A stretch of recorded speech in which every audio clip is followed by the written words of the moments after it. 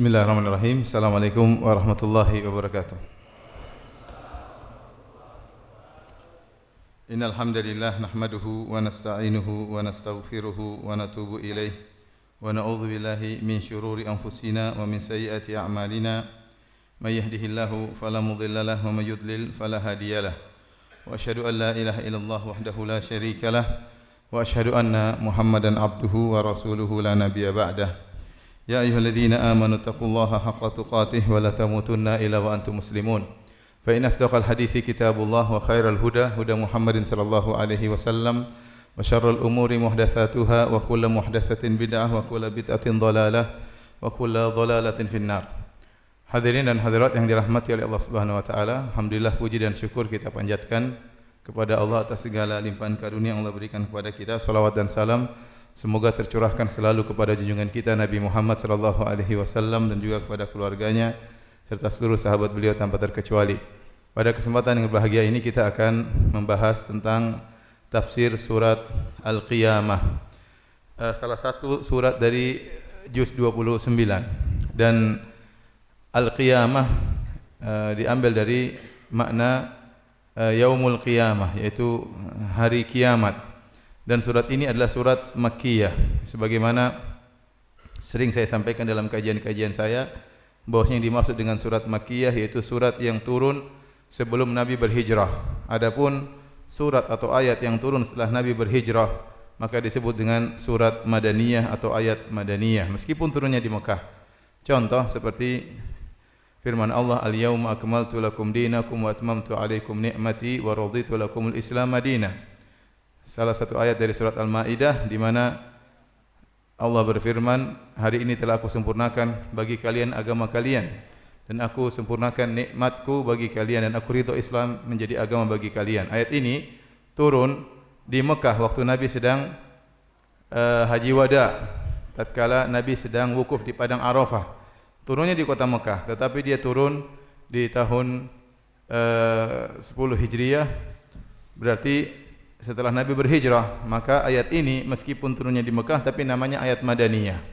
Saya ulangi, ayat ini meskipun turunnya di Mekah tapi namanya ayat Madaniyah. Kenapa? Karena dia turun setelah Nabi berhijrah. Jadi ini istilah para ahli tafsir, Makkiyah dan Madaniyah bukan berarti Makkiyah itu turun di Mekah, Madaniyah turun di Madinah, tidak. Namanya berkaitan dengan kota tetapi pembedaannya berkaitan dengan waktu. Yang disebut dengan surat Makkiyah atau ayat Makkiyah yaitu surat dan ayat yang turun sebelum Nabi berhijrah. Kemudian yang disebut dengan surat Madaniyah atau ayat Madaniyah yaitu surat dan ayat yang turun setelah Nabi berhijrah. Apa fungsi kita mengetahui Makkiyah dan Madaniyah? Agar kita tahu kapan turun ayat ini dan nuansa pembicaraan ayat tersebut kita bisa ketahui. Kalau ayat-ayat turun disifati dengan sifat Makkiyah, ayat Makkiyah, surat Makkiyah, berarti konteks pembicaraannya biasanya berkaitan dengan orang-orang musyrikin Arab yang mereka mengingkari hari kebangkitan, yang mereka mengingkari hari kiamat, yang mereka mengingkari kenabian Rasulullah sallallahu alaihi wasallam. Adapun kalau disifati ayat Madaniyah atau surat Madaniyah berarti konteksnya kebanyakan berkaitan dengan kaum muslimin karena sudah berdiri negara Islam di kota Madinah, banyak berkaitan dengan hukum-hukum atau bagaimana interaksi dengan orang Yahudi atau ayat-ayat yang berkaitan dengan peperangan karena disebut dengan ayat Madaniyah dan surat Madaniyah. Taib, tatkala kita tahu surat ini surat Makkiyah, maka kita tahu nuansa ayat ini adalah berkaitan dengan orang-orang musyrikin yang mereka mengingkari hari kiamat. Ayat ini berkaitan dengan Abu Jahal, dengan Abu Lahab, dengan Walid bin Mughirah, ya, dengan tokoh-tokoh kaum musyrikin. Surat ini disebut dengan surat Al-Qiyamah. Apa maknanya Al-Qiyamah? Al-Qiyamah adalah salah satu dari nama-nama hari kiamat. Dan hari kiamat memiliki banyak nama seperti Al-Qiyamah, seperti As-Sakhah, seperti Al-Qari'ah, At-Tamah, ya, As-Sa'ah. Dan masing-masing nama tersebut memiliki makna. Seperti As-Sa'ah. As-Sa'ah artinya waktu, artinya apa? Hari kiamat akan datang dengan tiba-tiba. Tidak disadari, tahu-tahu tiba-tiba terjadi hari kiamat, baghtah, maka disebut dengan as-sa'ah. Contohnya as-sakhah yaitu hari yang berkaitan dengan suara yang sangat kencang yang memiliki suara. Makanya Allah mengatakan fa idza ja'atis sakhah, tatkala ditiupkan sangkakala. Disebut dengan at-tamah. At-tamah artinya malapetaka yang meliputi segalanya, tidak ada seorang pun yang bisa menghindari dari malapetaka tersebut. Itu disebut dengan hari kiamat juga namanya at-tamah. Contohnya juga namanya adalah al-qari'ah. Al-qari'ah yaitu suatu yang mengetuk dengan keras, seperti orang qara al-bab itu mengetuk pintu dengan keras, memukul dengan kuat sehingga menakjubkan, mengagetkan orang yang mendengarnya tatkala kedahsyatan hari kiamat begitu banyak menjadikan orang ketakutan pada hari tersebut, maka disebut dengan al-qari'ah, ya. Kemudian di antaranya disebut dengan yaumuddin, hari pembalasan, yaumul hisab. Namanya banyak. Di antara sekian nama-nama hari kiamat adalah al-qiyamah. Al-qiyamah diambil dari kata qama yaqumu qiyaman. Artinya berdiri. Yauma yaqumun nasu li rabbil alamin. Hari tersebut di mana manusia akan berdiri menantikan kedatangan Allah Subhanahu wa taala. Karena manusia semua, kita semua akan dikumpulkan di padang mahsyar, dibangkitkan dari kuburan, ya. Ka'annahum jaradun muntashir, keluar dari kuburan maka seperti belalang yang bertebaran, ya. Enggak karu-karuan, bingung mau kemana. Kemudian kita dikumpulkan di padang mahsyar dalam kondisi berdiri. Bahkan sebagian ulama mengatakan tidak ada yang duduk. Tidak ada apalagi berbaring, semuanya berdiri menanti kedatangan Allah Subhanahu wa taala. Maka disebut dengan yaumul qiyamah karena qiyaman tawilan, yaitu berdiri yang sangat lama. Fi yaumin kana miqdaru 50 alf sanah. Di hari di mana satu hari seperti rasanya 50.000 tahun, sementara matahari diturunkan dalam jarak 1 mil. Itulah disebut kenapa dengan hari kiamat. Yaumul qiyamah itu hari di mana manusia akan berdiri dalam waktu yang sangat lama untuk menanti kedatangan Allah Subhanahu wa taala. Adapun bagi orang-orang kafir, wadzalika, ya, yaumun asir, ya, hari yang sangat berat. Ya, alal kafirina ghairu yasir. Bagi orang kafir tidak ringan hari tersebut. Tapi bagi orang beriman berarti mafhum mukhalafah, kebalikannya, berarti bagi orang beriman meskipun ada syiddah, ada kesulitan, ada kedahsyatan, tapi ada keringanan yang Allah berikan kepada mereka. Makanya para ulama sering berwasiat, barang siapa yang ingin merasa ringan berdiri pada hari kiamat, maka dia banyak berdiri di hadapan Allah selama di dunia. Banyak salat malam. Perbagus berdirinya dia di hadapan Allah tatkala sedang salat, maka dia akan dipermudah berdirinya tatkala di padang mahsyar. Ya. Inilah kenapa disebut dengan yaumul qiyamah. Taib, kita masuk pada ayat yang pertama. Allah Subhanahu wa taala berfirman, la uqsimu biyaumil qiyamah. La secara bahasa Arab, la itu maknanya tidak, ya. Oleh karenanya ada perbedaan ahli tafsir tentang makna ini. La uqsimu biyaumil qiyamah, seakan-akan Allah berkata tidak, sungguh aku bersumpah dengan hari kiamat, seakan-akan Allah membantah pernyataan orang musyrikin yang mereka berkata bahwasanya tidak ada hari kiamat. Maka Allah bantah, la, pernyataan kalian tidak benar. Ada hari kiamat. Uqsimu biyaumil kiamat. Pernyataan kalian tidak benar, justru aku bersumpah dengan hari kiamat. Ini pendapat sebagian ulama. Dan sebagian ulama mengatakan la di sini adalah secara i'rab adalah zaidah yang tujuannya adalah ditaukid, untuk menekankan, dan ini dalam Al-Qur'an disebutkan dalam beberapa ayat tambahan la, ya, tapi maksudnya untuk menekankan. Ini tentu saya membahas bahasa Arab, nanti antum tidak paham, ya, karena antum belum bisa bahasa Arab, ya, baru bisa ketawa dengan bahasa Arab. Adapun bahasa Arab harus belajar, harus sabar belajar. Intinya saya simpulkan saja, maksudnya Allah bersumpah, la di situ adalah untuk penekanan, seakan-akan Allah berfirman, sungguh-sungguh aku bersumpah dengan hari kiamat. Wala uqsimu bin nafsil lawwamah, dan sungguh-sungguh aku bersumpah dengan jiwa yang suka mencela. Lawwamah diambil dari laum, dari lama, artinya mencela. Allah bersumpah dengan jiwa ini. Kenapa Allah bersumpah dengan jiwa ini? Lawwamah, jiwa yang suka mencela. Pendapat yang rajih di kalangan pendapat para ahli tafsir, an-nafsul lawwamah, jiwa yang suka mencela, itu jiwa seorang mukmin, jiwa yang baik. Jiwa yang baik. Ini adalah sifat al-madah, sifat pujian kepada jiwa ini. Karena jiwa ini jiwa yang terpuji, maka Allah bersumpah dengan jiwa ini. Karena jiwa ada namanya nafsul mutmainnah, ada namanya nafsul lawwamah, ada namanya nafsul al-ammaratu bisu, jiwa yang selalu menyuruh kepada keburukan. Nah, di setiap manusia yang beriman ada namanya an-nafsul lawwamah. Jiwanya sering suka mencela. Mencela apa? Para ulama tafsir menyebutkan 3 perkara. Mencela dalam kebaikan, mencela dalam keburukan, mencela dalam perkara yang telah lewat. Apa maksudnya mencela dalam kebaikan? Yaitu jika seorang sudah melakukan kebajikan, maka jiwanya mencela. Kenapa kok cuma segitu? Kenapa enggak kurang? Tambah lagi kebajikanmu, jiwanya mencela. Kenapa kau kurang berbakti kepada orang tuamu? Kenapa kau sedekah cuma segitu? Ya. Jiwa ini jiwa yang baik. Jiwa yang baik. Dia cela pemilik jiwa tersebut kalau kurang dalam melakukan kebajikan. Kalau dia salat malam, kenapa kau bangun jam 4? Kenapa enggak bangun setengah 4? Kenapa cuma segini? Kenapa cuma segitu? Sehingga seorang tidak ujub. Ini jiwa yang baik. Dia mencela pelakunya tatkala melakukan kebajikan karena kurang dalam melakukan ketaatan.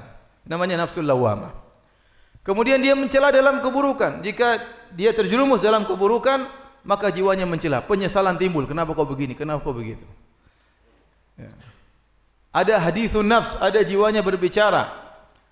Seakan-akan ada penyesalan. Ya. Makanya kalau diartikan dalam Quran kita, ya, aku bersumpah dengan jiwa yang amat menyesali dirinya sendiri. Ini salah satu tafsiran. Ya. Lewat masa lalunya dia ingat kembali, ya. Kenapa dulu saya tidak berbakti sama orang tua sudah meninggal dunia. Kenapa dahulu saya tidak belajar bahasa Arab misalnya. Kenapa saya dulu tidak begini, ya. Menyesali dirinya. Jiwa ini jiwa yang baik. Jiwa ini jiwa yang baik. Makanya saya sering sampaikan, sungguhnya Allah memberikan dalam tubuh kita ada sinyal yang menegur kalau kita sedang bermaksiat. Pasti ada kegelisahan, pasti. Selama Anda beriman, pasti ada kegelisahan. Berbeda dengan orang-orang kafir, mungkin mereka tidak ada jiwa yang mencela. Fitrah mereka sudah berubah. Mereka tidak peduli, mau melakukan apa saja mereka tidak peduli dengan hisab. Tidak peduli dengan hari kiamat. Adapun orang beriman pasti jiwanya memberontak. Bahkan saya katakan, kalau antum riya, pasti ada sinyal menegur Anda sedang riya, pasti. Sehingga Anda bisa bedakan kapan Anda riya, kapan Anda enggak sebenarnya. Kalau Anda mau mengecek, men-scan jiwa Anda dengan benar-benar teliti, pasti ada sinyal yang menegur kamu sedang riya, kamu sedang ujub, kamu sedang hasad. Karena jiwa ini jiwa yang baik, mencela. Tugasnya mencela pemilik jiwa tersebut.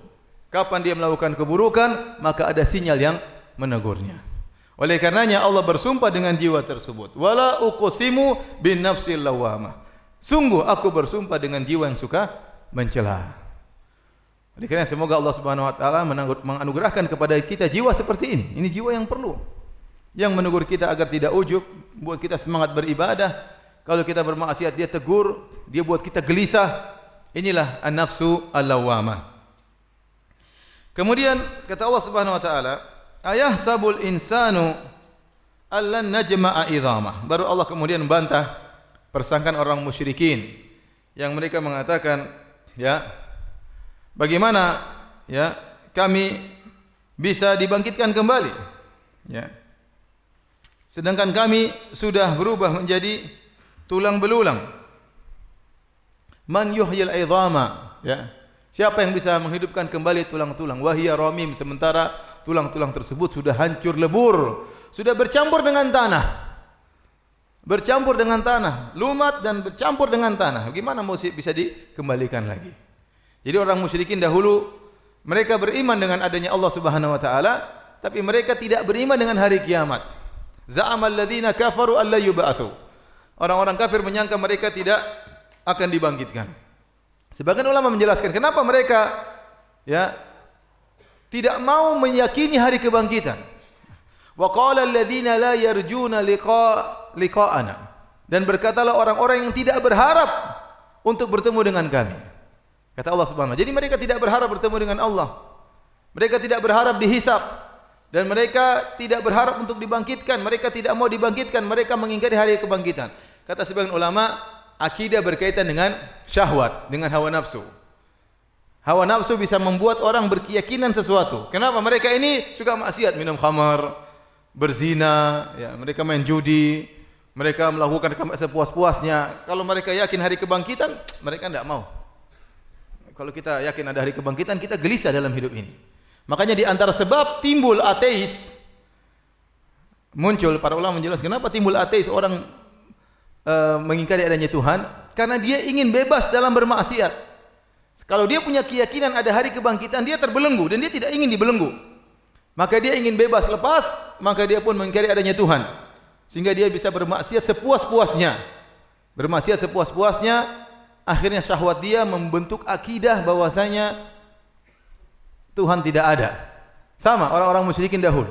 Mereka ingin berpuas-puas dalam kemaksiatan, dalam kesyirikan yang mereka lakukan, dalam maksiat perzinahan, judi, khamar yang mereka lakukan, sehingga mereka mengatakan tidak ada namanya hari kiamat. Bagaimana kami boleh dibangkitkan sementara tulang-tulang sudah berlumut bercampur dengan tanah? Maka Allah bantah, ayahsabul insanu allan najma'a idhamah.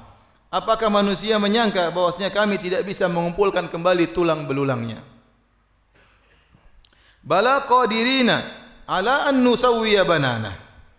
Justru bukan demikian. Sebenarnya kami mampu untuk menyusun kembali jari jemarinya dengan sempurna. Jadi Allah membantah, kata Allah, kami mampu untuk membangkit kalian. Bahkan bukan tulang kalian seluruhnya, bahkan jari-jari kalian kami mampu untuk mengumpulkannya. Kenapa disebut jari-jari? Sebagian ulama ahli tafsir mengatakan, karena kalau disusun kembali tulang manusia, yang terakhir tentunya yang ujung-ujungnya, mungkin disusun dari dalam, dirangkai sampai terakhir ujung-ujungnya di antaranya tulang-tulang jari. Nah, kalau tulang-tulang jari sudah bisa dikembalikan, berarti tulang yang lainnya otomatis sudah kembali. Maka kata Allah, bala qadirina ala an nusawwiya banana. Justru kami mampu untuk mengumpulkan kembali tulang-tulang jarinya pada hari kiamat kelak. Sangat mudah bagi Allah Subhanahu wa taala. Sangat mudah bagi Allah Subhanahu wa taala. Idza arada syai'an an yaqula lahu kun fayakun. Jika Allah berkehendak, Allah hanya mengucapkan apa? Kun fayakun. Jadi, maka jadilah. Oleh karenanya kalau sempat baca tafsir tentang kisah Uzair, ya, yang Allah sebutkan dalam surat Al-Baqarah, au kalladzi marra ala qaryatin wa hiya khawiyatun ala urushiha. Ini tentang kisah Uzair, bagaimana kemudian Allah matikan dia, kemudian Allah bangkitkan dia. Allah lihatkan bagaimana keledainya yang sudah mati, sudah hancur 100 tahun, tulangnya sudah berserakan di mana-mana, Allah susun kembali menjadi tengkorak di hadapan dia. Allah mampu dan dia melihat itu semua. Bahkan sebagian tafsir mengatakan dia melihat tubuhnya dirangkai, dia juga sudah mati.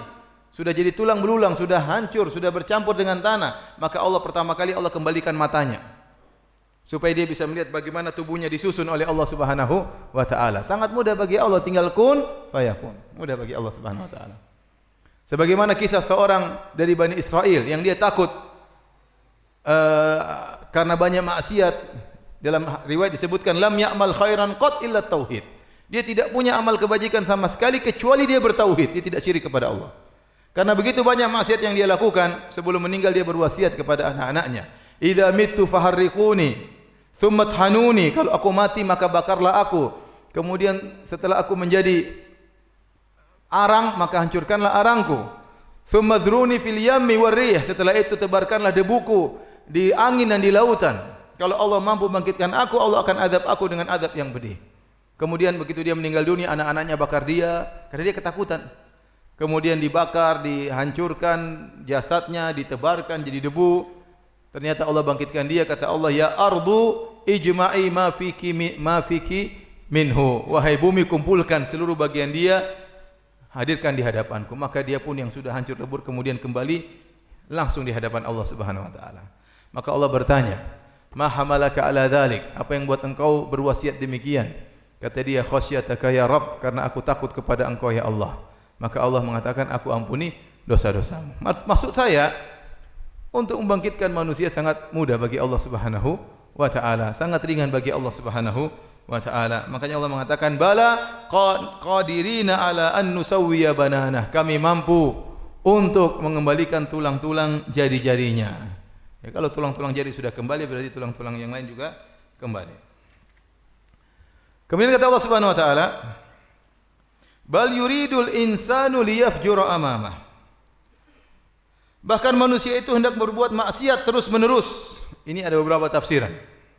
Di antara tafsiran para ulama, bal yuridul insanu, Allah menjelaskan tentang sifat manusia.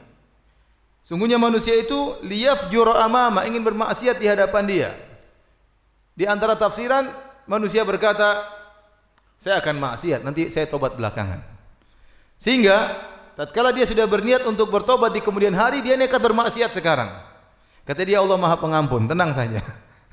Kita maksiat sekarang, ya. Seperti waktu saudara-saudara Yusuf alaihissalam ingin membunuh Nabi Yusuf atau melemparkannya dalam sumur, ya, mereka berkata wa takunu min ba'dihi qauman salihin, ya. Setelah itu kalian menjadi orang-orang yang saleh. Bunuh dulu Yusuf atau lemparkan dia. Ya, setelah itu baru taubat, ya. Setelah itu baru taubat. Betapa banyak orang melakukan maksiat, di antara yang memotivasi dia untuk bermaksiat adalah bisikan setan, tenang, habis itu kau bertobat. Ya, riba enggak apa-apa, makan riba, habis itu bertobat sebelum meninggal dunia, ya. Ternyata sebelum bertobat sudah tewas dulu, ya. Nah, itu banyak kejadian seperti itu. Nantilah berzina enggak apa-apa. Nah, nanti sebentar lagi kan kau taubat, sebentar lagi haji, habis itu haji selesai, bersih dosa-dosa. Sebelum tiba waktu hajian dia sudah meninggal dunia, ya. Betapa banyak orang rencana untuk bertobat. Saya akan bertobat umur sekian. Saya akan bertobat nanti kalau sudah pensiun. Tiba-tiba besoknya dia meninggal dunia. Oleh karenanya Allah berfirman, "Bal yuridul insanu liyafjura amamah." Dan sungguhnya manusia ingin berbuat maksiat di hadapannya dengan dalih dia akan bertobat setelah itu. Dia akan bertobat setelah itu. Di antara salah satu tafsiran para salaf. Di antara tafsiran yang dikuatkan oleh para ulama, yaitu bahwasanya maksudnya liyafjura amamah ay yukadzibu bi yaumil qiyamah, yaitu dia mendustakan hari kiamat yang ada di hadapannya. Maka dia berbuat fajir, dia tidak peduli. Dia mau lakukan apa saja, kata dia tidak ada hari kiamat. Dia membunuh orang, dia mau berzina, dia mau main judi, dia zalimi orang, dia tidak peduli. Dia menyakiti hati si fulan, dia tidak peduli. Dia mau mengatakan apapun, dia menuduh apapun, dia tidak peduli. Kenapa? Dia tidak yakin adanya hari apa? Hari kiamat. Makanya benar bahwasanya perkara yang paling membuat seorang mudah untuk meninggalkan maksiat adalah keyakinan dia tentang akan adanya hari kiamat. Bahwasanya dia akan dihisab. Semua perkataannya akan dimintai pertanggungjawaban. Semua penglihatannya, lirikan matanya akan dimintai pertanggungjawaban. Semua yang dia dengar akan dimintai pertanggungjawabannya. Semua yang terbetik di hatinya, hasad, dengki, ikhlas, riya, ujub, tawadhu, sombong, semuanya akan dipertanggungjawabkan pada hari kiamat kelak, ya. Maka kalau orang tahu akan hari kiamat, dia berhati-hati dalam berbicara, dia berhati-hati dalam membuat statement, dia berhati-hati dalam komentar, dia berhati-hati dalam membuat status, dia berhati-hati melepaskan umbaran pandangannya, karena dia tahu dia akan dimintai pertanggungjawaban. Akan tapi jika seorang kurang beriman dengan hari kiamat, meskipun KTP-nya Islam, rasa imannya kepada hari kiamat kurang, rasa imannya dengan hari pembalasan kurang, maka dia nekat berbuat maksiat. Tidaklah seorang nekat berbuat maksiat kecuali imannya kepada hari kiamat kurang. Itu sudah otomatis, ya. Lihat ini, bal yuridul insanu liyafjura amama. Dia ingin berbuat kefajiran di depan dia. Kenapa? Dia mendustakan hari kiamat. Dia tidak peduli. Yas'alu ayyana yaumul qiyamah. Dia berkata, emang kapan hari kiamat? Ini orang musyrikin. Kata dia, kapan hari kiamat? Katanya engkau bilang ada hari kiamat. Kapan hari kiamat wahai Muhammad tiba? Maka Allah menjelaskan hari tersebut akan tiba, kata Allah, fa idza bariqal basar. Tatkala mata terbelalak. Bariq secara bahasa Arab artinya putih, ya. Dan itu tidak terjadi kecuali tatkala Rasul sedang meninggal dunia, maka matanya melihat ke atas. Ini sebagian tafsiran bahwasanya fa idza bariqal basar, tatkala mata kelihatan putih, yaitu tatkala di sakratul maut. Atau tafsiran berikutnya itu tatkala di hari kiamat. Hari kiamat manusia akan dibangkitkan dalam kondisi mata terbelalak. Kata Allah, wala tahsabannallaha ghafilan amma ya'malu dhalimun, innama yuakhiruhum liyaumin tashkhasu fihi al-absar muhti'ina muqni'i ru'usihim la yartaddu ilaihim tarfuhum wa afidatuhum hawa. Kata Allah Subhanahu wa taala, jangan kau menyangka bahwasanya Allah lalai dari perbuatan zalimnya orang-orang zalim. Allah tidak lalai, Allah tahu. Tetapi Allah tunda penyiksaan terhadap mereka, Allah tunda siksaan hukuman kepada mereka liyaumin tashkhasu fihi al-absar, di hari nanti pada saat mata terbelalak. Kalau Allah balas di dunia apa balasannya ringan. Tapi kalau Allah tunda, Allah balas di akhirat kelak, dengan azab yang sangat pedih yang tidak ada bisa menyamai azab Allah Subhanahu wa taala. La yu'adzibu adzabahu ahad. Tidak ada yang bisa mengadab seperti azabnya Allah. Maka Allah tunda mengadab orang ini kapan? Fi yaumin tashkhasu fihi al-absar, hari di mana mata terbelalak, tidak berkedip sama sekali. La yartaddu ilaihi tarfuhum, sama sekali tidak bisa berkedip saking ketakutan yang amat sangat pada hari tersebut. Maka Allah mengatakan hari kiamat akan terjadi kapan? Fa idza bariqal basar, tatkala mata-mata kalian terbelalak, wahai orang-orang kafir Quraisy. Wa khasafal qamar, tatkala bulan telah hilang cahayanya, benar-benar redup, hilang sama sekali, ya. Ada namanya kusuf, ada namanya khusuf. Kalau kusuf ini istilah dalam syariat, kusuf baik syams ataupun al-qamar, matahari atau rembulan, gerhana. Kusuf artinya gerhana separuh. Kalau khusuf itu gerhana total, full semua tertutup. Nah, pada hari kiamat kelak yang ada cuma khusuf. Fa idza khasafal qamar, tatkala rembulan tertutup. Kalau di dunia ada gerhana tertutup lama tapi akan menuju pada terbuka kembali. Tapi kalau sudah gerhana pada hari kiamat kelak tidak akan pernah terbuka kembali. Maksudnya apa? Khasafal qamar, cahayanya dihilangkan. Wa jumi'a asy-syamsu wal qamar. Di hari tersebut matahari akan digabungkan dengan rembulan. Ini juga ada beberapa pendapat ahli tafsir. Apa yang dimaksud dengan wa jumi'a asy-syamsu wal qamar? Secara bahasa artinya digabungkan antara matahari dengan rembulan. Apa maksudnya? Ada yang mengatakan benar-benar digabungkan. Setelah diredupkan matahari, setelah diredupkan rembulan, digabungkan, kemudian dilemparkan dalam neraka jahanam. Seperti yang datang dalam hadis, ya, bahwasanya matahari dan rembulan diredupkan oleh Allah, kemudian digabungkan, dilemparkan dalam neraka jahanam. Sehingga orang-orang yang di dunia dahulu pernah menyembah matahari dan rembulan, mereka akan sangat bersedih. Ternyata Tuhan yang mereka sembah selama ini masuk juga dalam neraka bersama mereka. Allah membuat mereka semakin bersedih. Ternyata Tuhan yang mereka sembah selama ini dijadikan bahan bakar oleh Allah di dalam neraka jahanam untuk membakar mereka para penyembah Tuhan-Tuhan tersebut. Ini salah satu tafsiran wa jumi'a asy-syamsu wal qamar. Ada yang mengatakan wa jumi'a asy-syamsu wal qamar yaitu panasnya matahari digabungkan dengan panasnya rembulan, ya, untuk diletakkan di padang mahsyar sehingga manusia akan kepanasan tatkala di padang mahsyar pada hari kiamat kelak. Ada yang mengatakan demikian, ya. Ada yang mengatakan wa jumi'a asy-syamsu wal qamar maksudnya sama-sama diredupkan sehingga hilang cahaya matahari dan cahaya rembulan. Wallahu alam bisawab, ini di antara fenomena yang terjadi pada hari kiamat kelak, ya. Oleh karenanya matahari yang kita lihat, mungkin kata para ahli fisika jaraknya antara bumi dengan matahari jutaan kilo, ya. Kata mereka, enggak tahu siapa yang pernah ngukur, ya. Kemudian besarnya luar biasa. Sudah entah berapa ribu tahun atau miliar tahun nyala enggak pernah berhenti. Luar biasa matahari, keajaiban Allah Subhanahu wa taala, keajaiban makhluk Allah.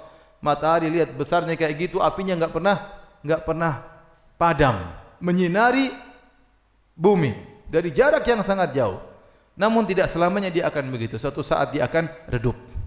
Suatu saat dia akan apa? Redup. Allah matikan apinya. Kapan? Hari kiamat. Wa jumi'a asy-syamsu wal qamar. Jika tiba hari tersebut, kata Allah, yaqulul insanu yauma idzin ainal mafar, maka manusia akan berkata, kemana kita akan kabur? Kemana hari tempat untuk kita lari? Kemana? Sebenarnya mengatakan setiap kata al-insan yang datang dalam Al-Quran, terutama surat-surat Makkiyah, maka maksudnya al-insan al-kafir, manusia yang kafir. Sebenarnya mengatakan tidak, al-insan di sini umum, mencakup seorang beriman, mencakup seorang kafir.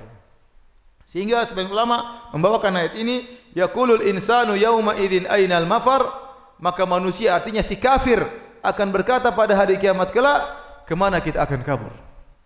Kemana kita mau berlari? Mana jalan selamat? Tidak ada.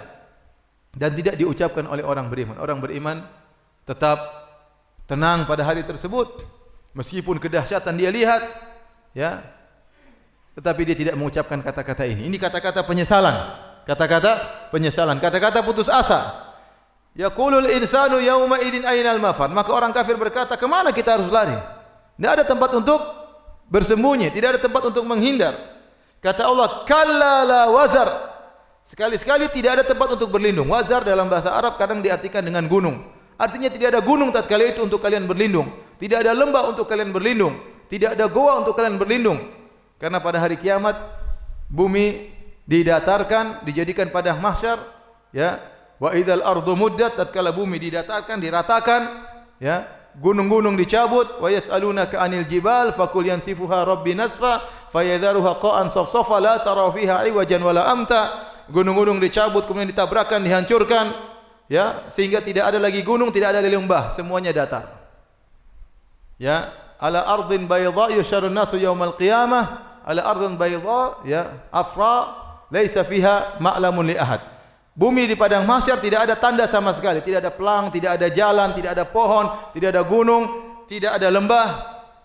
La takhfa minkum khafiyah. Tidak ada pun yang bisa tersembunyi dari Allah Subhanahu wa taala. Maka ainal mafar, di mana mau lari? Mau lari ke mana? Di padang mahsyar mau lari ke mana? Matahari jarak 1 mil. Kalla la wazar, sekali-sekali tidak ada tempat untuk lari. La wazar, tidak ada tempat berlindung. Ila rabbika yauma idzinil mustaqar. Maka kepada Tuhanmu lah sajalah pada hari itu tempat kembali.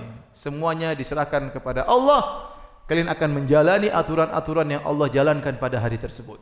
Semua akan terjebak untuk dihisab, tidak ada yang bisa lolos. Semua akan terjebak dalam mizan, tidak ada yang bisa lolos. Semua akan terjebak untuk menerima catatan dengan tangan kanan, tangan kiri, tidak ada yang bisa lolos. Semua akan disuruh lewat sirat, tidak ada yang bisa lolos. Kemudian jannah atau nar, neraka atau surga. Ila rabbika yauma idzinil mustaqar. Semuanya kembali kepada aturan Allah. Tidak ada yang berani berbicara tatkala itu. Kata Allah, limanil mulkul yaum, milik siapa kerajaan pada hari ini? Lillahil wahidil qahar, hanya milik Allah Subhanahu wa taala. Di hari kiamat Allah berkata, anal malik, ana dayyan, aku adalah raja. Aina mulukul ard, mana raja-raja dunia? Yang tatkala mereka di dunia bikin aturan, merubah aturan, apa yang mereka lakukan, kehendaki mereka bikin aturan, di akhirat mereka tidak bisa apa-apa. Tidak ada yang bisa kabur, tidak ada yang bisa lari. Semua ikut aturan Allah Subhanahu wa taala. Ila rabbika yauma idzinil mustaqar. Kemudian kata Allah Subhanahu wa taala tentang hari kiamat, yunabba'ul insanu yauma idzin bima qaddama wa akhar. Maka pada hari tersebut manusia akan dikabarkan tentang apa yang mereka depankan dan apa yang mereka akhirkan. Apa maksudnya? Qaddama wa akhar. Ini banyak tafsir di kalangan para tafsir, tapi maknanya semua benar. Ini dirajikan oleh Ibnu Jarir At-Tabari, karena sebagian ulama mengatakan maksudnya qaddam wa akhar, manusia akan dikabarkan tentang apa yang dia majukan, maksudnya ketaatan yang dia lakukan. Akhar yaitu maksiat yang dia lakukan, ya. Ada yang mengatakan qaddam wa akhar, maksudnya qaddam yaitu amal perbuatan dia selama dia masih hidup, adapun akhar yaitu amal jariah dia setelah dia meninggal dunia, apakah pahala jariah atau dosa jariah, ya. Semuanya akan dikabarkan kepada dia. Kita di dunia ini para hadirin, kita melakukan banyak kegiatan sampai kita meninggal dunia. Begitu kita meninggal dunia, dan sekarang kita banyak sudah kita lupakan. Banyak kebajikan yang kita lupakan, yang pernah kita lakukan. Lebih-lebih lagi maksiat yang kita lakukan lebih banyak yang kita lupakan. Saya sering sampaikan, kalau kita ditanya siapa yang pernah orang yang kau gibahi, kita dah lupa. Terlalu banyak orang kita gibahi. Ya, kita gibahi guru kita gibahi tetangga kita, istri kita gibahi, ustadz kita gibahi, semuanya kita gibahi. Kalau ditanya lagi, kau pernah gibah Ustadz Firanda enggak? Oh pernah. Apa gibahnya? Aduh banyak, saya lupa juga gibahnya apa aja. Jadi banyak. Kalau kita disuruh tanya apa yang pernah kita gibahi, kita lupa. Kebaikan mungkin kita ingat, maksiatan banyak sudah kita lupakan. Ada maksiat-maksiat besar yang selalu kita ingat. Tapi banyak maksiat-maksiat yang sebenarnya besar di sisi Allah kita anggap sepele sehingga kita lupakan. Kenapa kita lupakan? Karena ketidakpedulian kita. Kebajikan juga demikian. Ada kebajikan yang kita ingat, ada kebajikan yang kita lupa. Ada orang mungkin datang kepada kita, "Wahai fulan, saya dulu kau pernah traktir saya lupa." "Kapan traktir engkau?" "Kau pernah nemani saya." "Aduh, saya lupa." Ya, ada kebaikan yang kita lupa. Nah, pada hari kiamat kelak, tatkala kita dibangkitkan, ya, maka kita akan diingatkan, yauma idzin yatadzakkarul insan. Maka pada hari tersebut manusia akan ingat seluruh yang pernah dia lakukan. Yunabba'ul insan, dia akan dikabarkan, diingatkan. Ternyata dia diingatkan, Bukan cuma yang selama dia kerjakan dalam kehidupan dunia ini, bahkan setelah dia meninggal dunia. Apa dampak amal dia setelah dia meninggal dunia? Karena ada orang meninggal dunia, dampaknya baik. Contoh, seorang yang meninggalkan ilmu bermanfaat. Seperti misalnya dai yang saleh, dai yang ikhlas. Dia waktu masih hidup dia berdakwah sana sini, dia berdakwah, kemudian tulis buku, dia punya ceramah-ceramah, kemudian dia meninggal dunia. Itu yang dia ingat. Ternyata setelah dia meninggal ada orang dapat hidayah gara-gara ceramahnya. Ya, seperti Ustaz siapa namanya? Armen ya rahimahullahu taala. Betapa banyak orang dapat hidayah setelah dia meninggal dunia.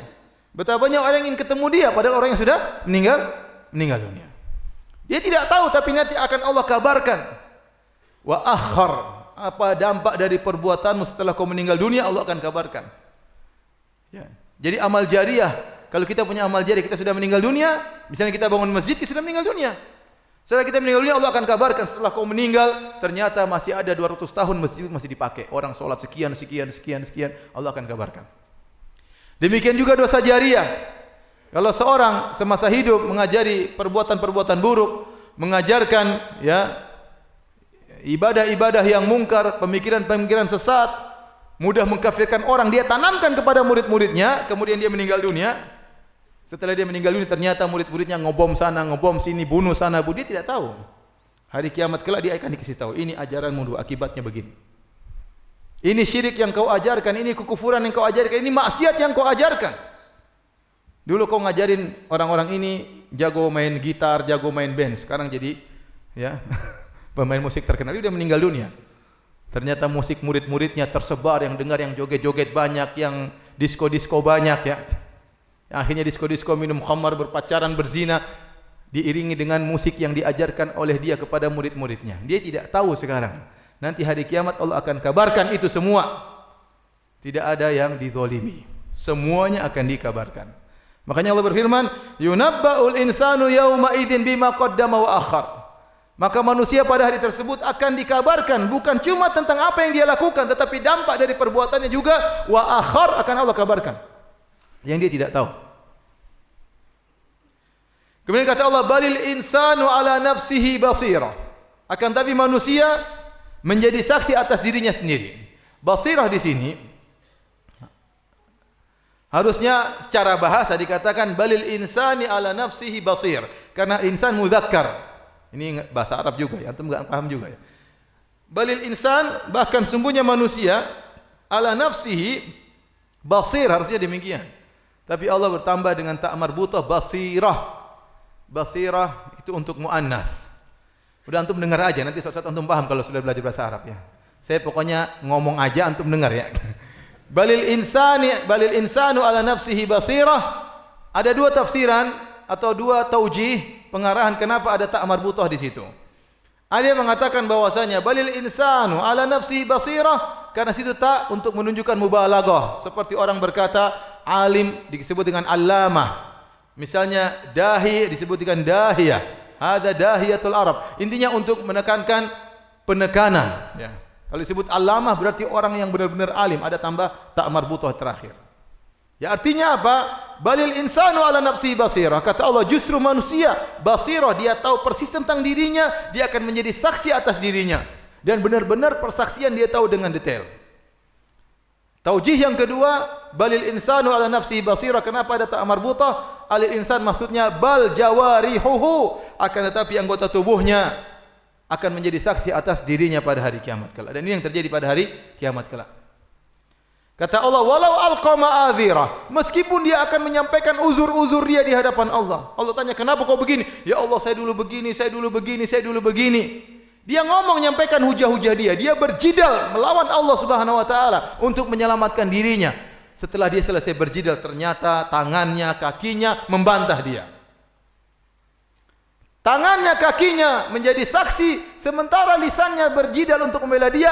Allah tutup lisannya, Allah biarkan kulitnya berbicara, tangannya berbicara. Makanya kata Allah, balil insanu ala nafsihi basirah, ay syahidah. Pada hari tersebut, anggota tubuh manusia akan menjadi saksi atas perbuatannya. Walau alqa ma'adzirah, meskipun dia ajukan argumentasi dia, alibi-alibinya untuk menyelamatkan dia. Dan mereka akan mengatakan demikian pada hari kiamat kelak. Di antaranya mereka berkata, "Ma ja'ana min basyir wala nadhir." Tidak ada datang rasul kepada kami. Bohong. Kulitnya akan berkata bohong. Kakinya akan berkata bohong. Ya. Mereka akan diingkari oleh kulit-kulit mereka, oleh kaki-kaki mereka, oleh tangan-tangan mereka. Mereka juga berjil, kata mereka, haula'i adalluna. Ya Allah, kami dulu tersesat. Ini karena ini orang-orang ini ngajak-ngajak kami dulu. Kami mau berhijrah enggak jadi ditahan-tahan. Akhirnya hijrah kepada musik-musik. Hijrah kepada maksiat, hijrah kepada zina, hijrah kepada riba. Mereka yang sesatkan kami, ya Allah, siksalah mereka. Tidak ada alasan, kata Allah. Semua argumentasi yang dia ungkapkan, bahkan mereka berkata, ya, Rabbirji'un la'alli amalu salihan fima tarat. Ya Allah, mereka sudah habis hujah, ya Allah, kembalikan kami lagi ke dunia, kami ingin beramal soleh. Semua hujah, argumentasi yang mereka sampaikan kepada Allah pada hari tersebut tidak ada nilainya. Kata Allah, balil insanu ala nafsihi basirah. Manusia, anggota tubuhnya tahu betul tentang apa yang dia lakukan. Al-yawma nakhtimu ala afwahim wa tukallimuna aydihim wa tashhadu arjuluhum bima kanu yaksibun. Pada hari tersebut kami tutup mulut-mulut mereka, sudah enggak bisa ngomong lagi. Maka mulailah ngomong tangan, kaki-kaki. Ya. Kemudian menjadi saksi atas perbuatan mereka. Yauma tashhadu alaihim alsinatuhum wa aydihim arjulum bima kanu ya'malun. Kulit-kulit mereka, bahkan lisan mereka akhirnya bersaksi pula dengan apa yang mereka lakukan. Tangan mereka, kaki mereka, semuanya berbicara menjadi saksi atas maksiat yang mereka lakukan, maka tidak ada manfaatnya uzur-uzur yang mereka sampaikan. Kita di dunia, kalau kita dipanggil oleh hakim, kita punya salah, kita bisa beruzur. Kita bisa menyampaikan dalil, apalagi kita bawa pengacara, pengacara akan sampaikan berhujjah di hadapan hakim, akhirnya tadinya kita salah jadi benar. Akhirnya lawan kita yang dipenjara, bukan kita. Itu di dunia.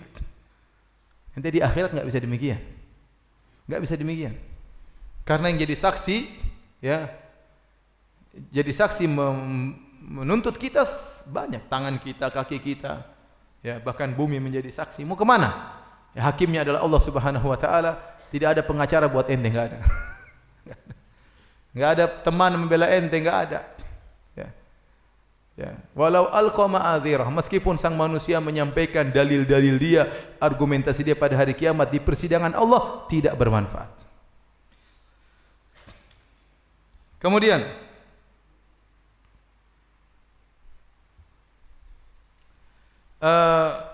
setelah itu Allah berfirman, paragraf baru. Jadi ikhwan, kalau kita belajar buku tafsir, kita harus tahu surat ini terdiri dari beberapa paragraf. Setiap paragraf apa ide pokoknya, sedang bahas apa. Itu lebih indah kalau kita belajar tafsir. Makanya para ulama menganjurkan demikian. Nah, sekarang Allah masuk dalam paragraf yang baru. Kata Allah Subhanahu wa taala, "La tuharrik bihi lisanaka lita'jala bih." Karena terkadang satu surat itu tidak turun sekaligus dari awal sampai akhir. Terkadang satu paragraf turun.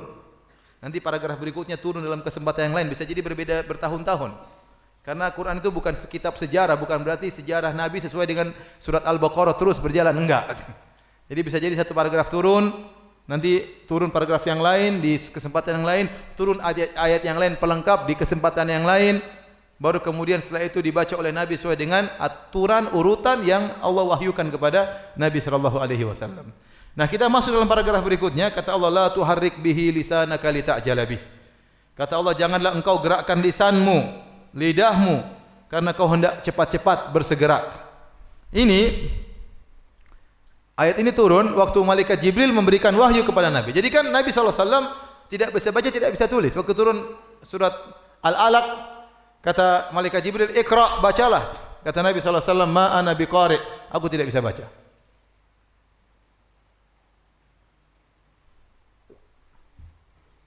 Karena tidak bisa baca, maka ditalkin. Semua Al-Quran yang turun kepada Nabi, semua talkinannya siapa? Malaikat Jibril. Maka kemudian Malaikat Jibril yang mentalkin, "Iqra bismi rabbikal ladzi khalaq", baru Nabi ikut. "Khalaqal insana min 'alaq", Nabi ikut. Kemudian suatu saat Malaikat Jibril nurunkan ayat kepada Nabi, nah Malaikat Jibril mentalkin. Belum selesai Malaikat Jibril mentalkin, Nabi ikut. Iqra bismi. Jadi ayat turun, Nabi ikut. Belum selesai Nabi gerakkan lisannya. Kenapa Nabi menggerakkan lisannya? Ada dua pendapat di kalangan para ahli tafsir, disebutkan oleh Ibnu Jarir At-Tabari rahimahullah taala. Yang pertama, Nabi kenapa belum selesai malaikat Jibril sudah talqin, didiktekan, Nabi ikut membaca. Nabi takut lupa. Nabi takut lupa. Seperti kita, karena mungkin selesai sekali terus malaikat Jibril pergi. Waduh, nanti kalau lupa gimana? Maka Nabi apa? Ngikutin supaya enggak lupa. Ini pendapat pertama. Maka Allah tegur, jangan gerakan lisan wahai Muhammad. Tenang aja, dengerin aja.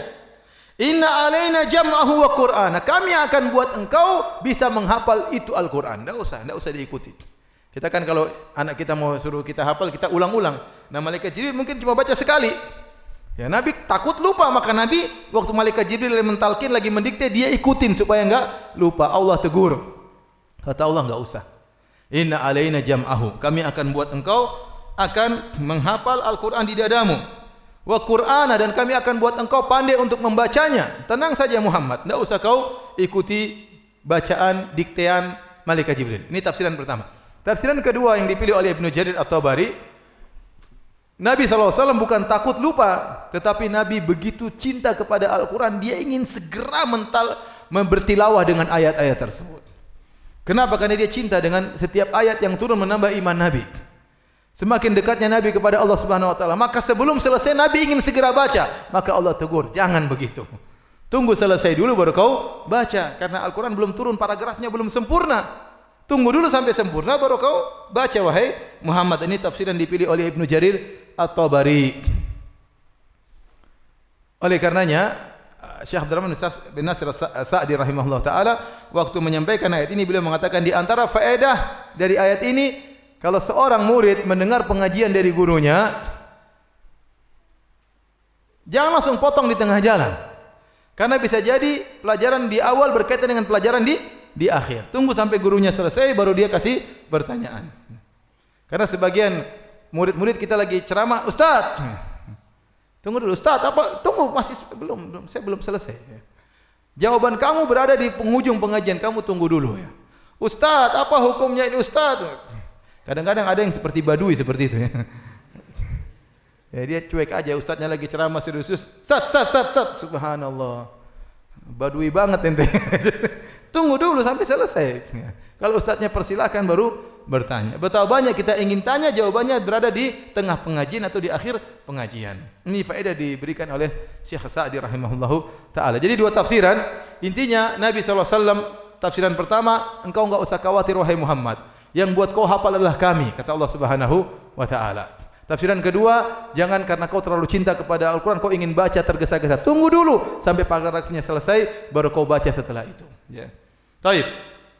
Kata Allah Subhanahu wa taala, "Fa idza qara'nahu fattabi' Qur'ana." Perhatikan sini. Kalau kami sudah baca, ikutilah bacaannya.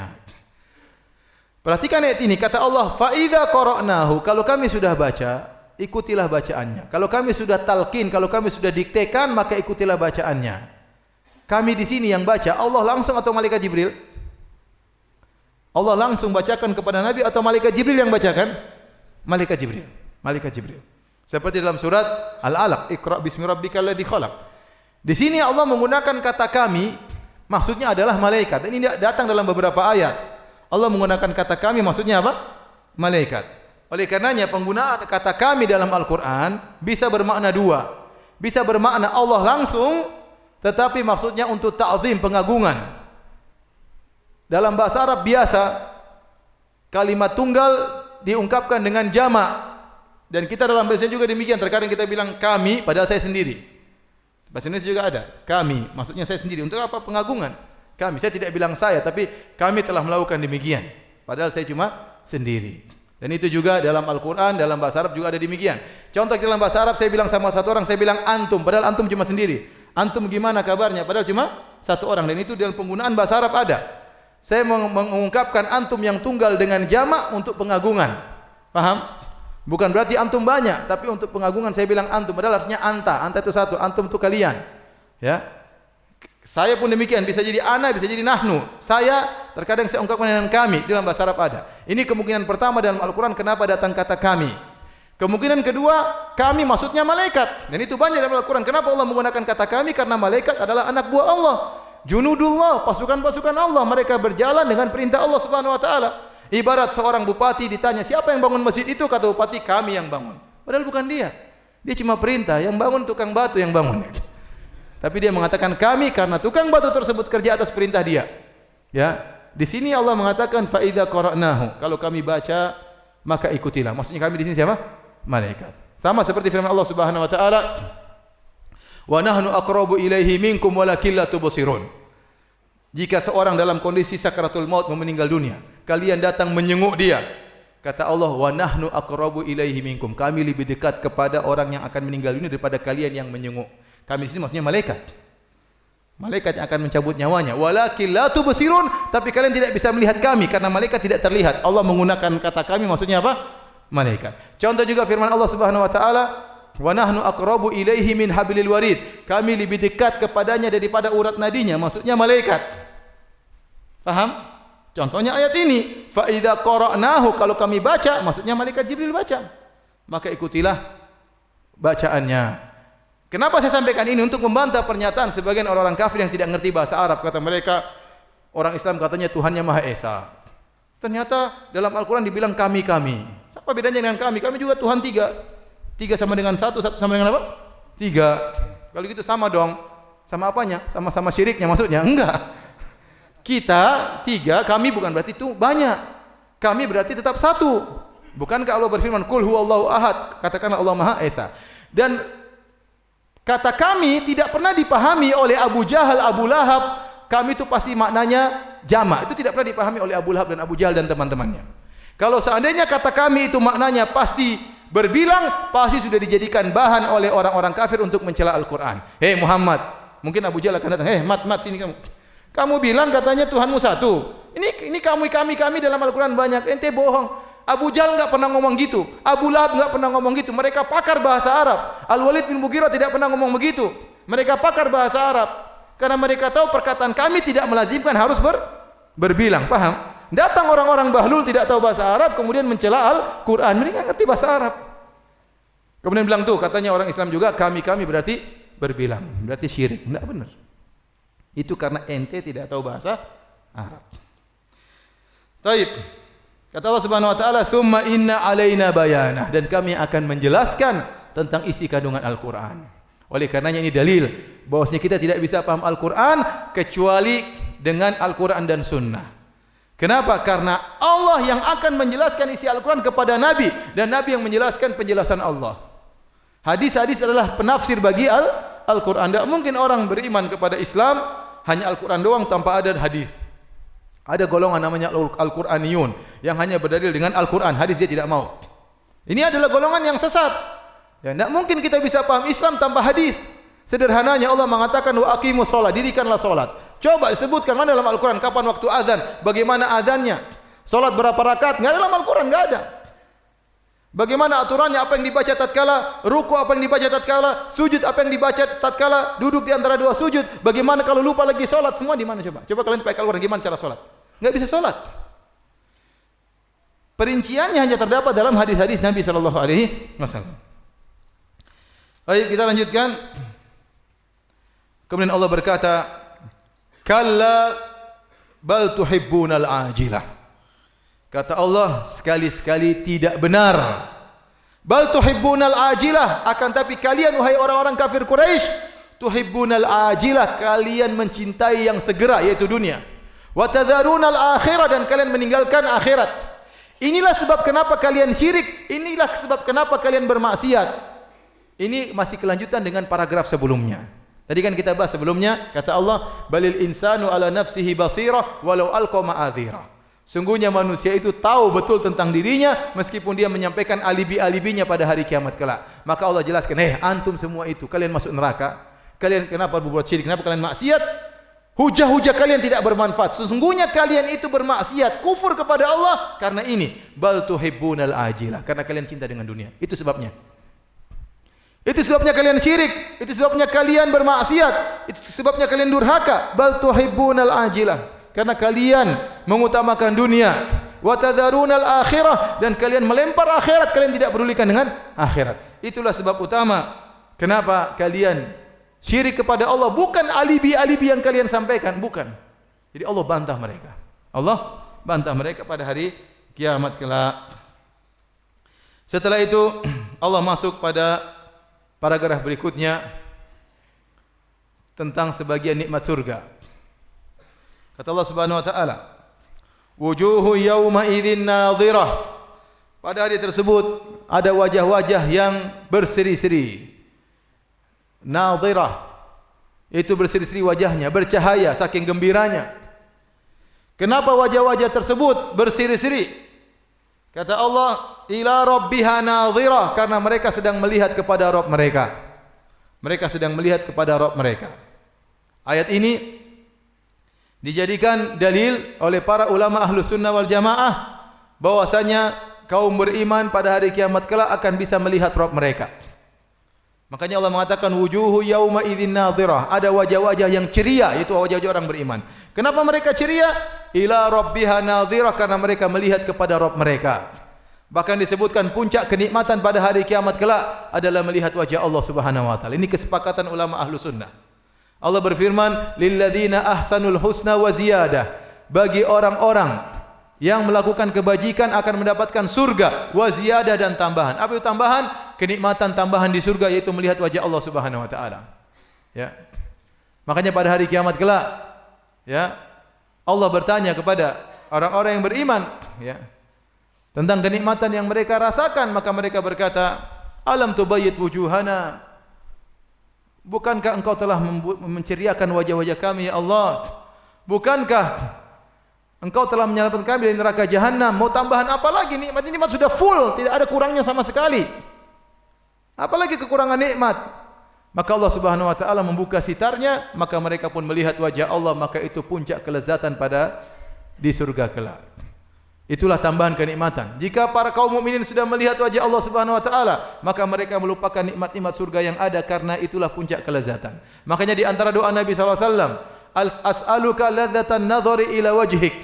Ya Allah, aku mohon kelezatan memandang wajahmu. Dan ini sepakatan Ahlus Sunnah tentang sifat wajah Allah Subhanahu wa taala, bahwasanya wajah Allah tidak sama dengan wajah makhluknya, meskipun namanya sama-sama wajah, tentu sangat berbeda. Wajah Allah kalau dilihat maka akan mendatangkan kenikmatan yang luar biasa, melebihi kenikmatan-kenikmatan yang ada. Adapun wajah manusia tentu bermacam-macam. Ada yang dilihat menyenangkan, ada yang dilihat mau muntah kalau kita lihat, menjengkelkan.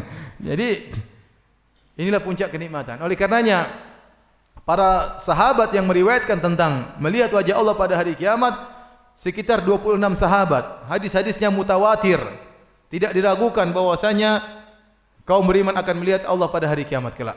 Kata Nabi sallallahu alaihi wasallam, "Innakum satarawna rabbakum a'yanan yaumal qiyamah." A'yanan yaumal qiyamah. Kama tarawnal qamara lailatal badri la tudamuna fi ru'yatihi. Wahai para sahabatku, sungguh pada hari kiamat kelak kalian akan melihat Rabb kalian. Dengan mata kalian akan melihat. Sebagaimana kalian melihat rembulan, tidak perlu desak-desakan, tinggal lihat ke atas, kalian sudah lihat. Kalau kita rembulan apa perlu desak-desakan? Tidak perlu, kecuali yang kalau objeknya di depan kita perlu manjat-manjat untuk melihat. Tapi kalau semua lihat ke atas, tidak perlu desak-desakan. Di sini yang Allah samakan bukan rembulan dengan wajah Allah, tetapi cara melihat. Kalian akan melihat Allah sebagaimana kalian melihat apa? Rembulan. Bukan Nabi menyamakan Allah dengan rembulan, tapi cara melihatnya, lihat ke atas, sehingga tidak perlu berdesak-desakan pada hari kiamat kelak di surga. Semuanya bisa melihat Allah Subhanahu wa taala. Dan ini puncak kenikmatan pada di surga kelak.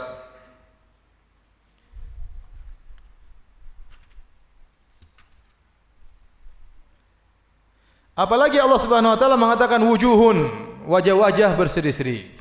Wajah-wajah yang melihat, berarti melihat dengan mata. Melihat dengan mata, melihat Allah Subhanahu wa taala. Sebagian orang mentakwil ayat ini. Kata mereka, ila rabbiha nadhirah. Kata mereka maksudnya nadhirah di sini artinya menunggu. Sungguhnya wajah-wajah sedang ceria menanti balasan dari Tuhan mereka. Bukan melihat Tuhan mereka, tapi apa? Menanti ganjaran dari Tuhan mereka. Dan ini dibantah oleh para ulama, di antaranya dibantah oleh Al-Qurtubi rahimahullahu taala. Karena kalau orang sudah masuk surga, tidak ada tunggu-tunggu lagi, paham? Makanya waktu Allah Subhanahu wa taala sebutkan tentang penghuni surga, ya. Kata Allah Subhanahu wa taala dalam surat Fatir, ya. Thumma awrathna al-kitaba alladhina istafaina min ibadina faminhum zalimun linafsi. Dan seterusnya kata Allah Subhanahu wa taala, jannatu adnin yadkhulunaha yuhallawna fiha min asawira min dhahabin wa lu'lu'a wa libasum fiha harir. Kata Allah, mereka ini masuk surga. Begitu mereka masuk surga, langsung mereka dapat kenikmatan. Kata Allah, yuhallawna fiha. Yuhallawna fiha di sini kalau i'rab dalam bahasa Arab adalah hal. Sekali lagi antum tidak ngerti bahasa Arab, untuk dengar aja pokoknya. Jadi begitu mereka masuk surga, kata Allah, jannatu adnin yadkhulunaha yuhallawna fiha min asawir. Apa i'rab dari yuhallawna? I'rabnya adalah hal. Artinya begitu mereka masuk surga, langsung terkondisikan, mereka langsung dapat kenikmatan. Langsung dihiasi dengan pakaian yang indah. Tidak masuk surga pelongok-pelongok lihat dulu, bidadari. Enggak, kelamaan. Begitu masuk surga langsung dapat nikmat. Paham? Itulah di surga seperti itu. Bukan cari-cari bidadariku mana, bidadariku mana. Ini ibu, bukan, masih maju lagi. Cari lagi mana bidadari?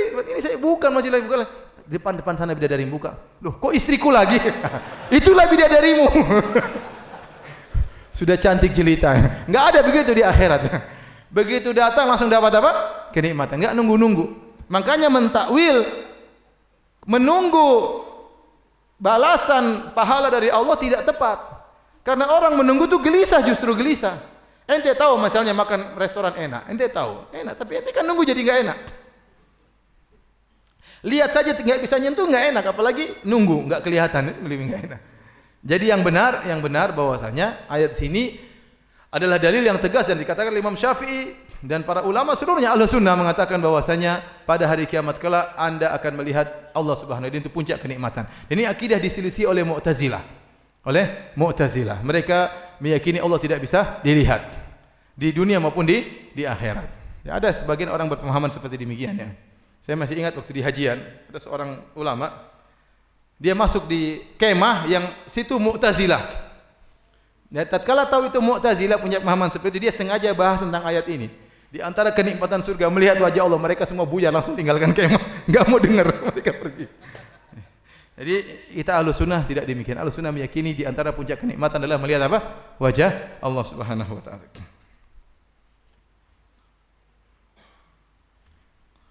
Baik, kita lanjutkan. Wujuhu yauma idzin basirah. Ada wajah-wajah yang ceria, ada wajah-wajah yang celaka. Yang mereka tidak bisa melihat wajah Allah Subhanahu wa taala. Ya.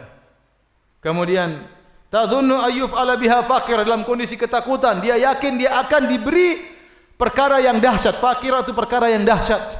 Itu akan dilemparkan dalam neraka jahanam. Dia sudah ketakutan, mengerikan. Ya. Waji'a yauma idzin bi jahannam, neraka jahanam dihadirkan di depan dia. Idza ra'atuhum min makanin ba'idin sami'u laha taghayyudha wa zafira. Begitu dilihat dari jauh, neraka jahanam sudah kedengaran suara neraka yang mengerikan, yang siap melahap mereka, ketakutan. Tadhunnu ayyuf ala biha faqirah, dia tahu dia akan binasa pada hari tersebut. Ini orang yang kafir.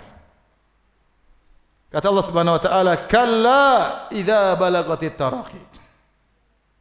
Kalla itu bisa artinya haqqan, bisa artinya sekali-sekali tidak, tergantung konteks sebelumnya. Ya. Bisa jadi artinya sini haqqan, sungguh benar, dia akan binasa pada hari kiamat kelak.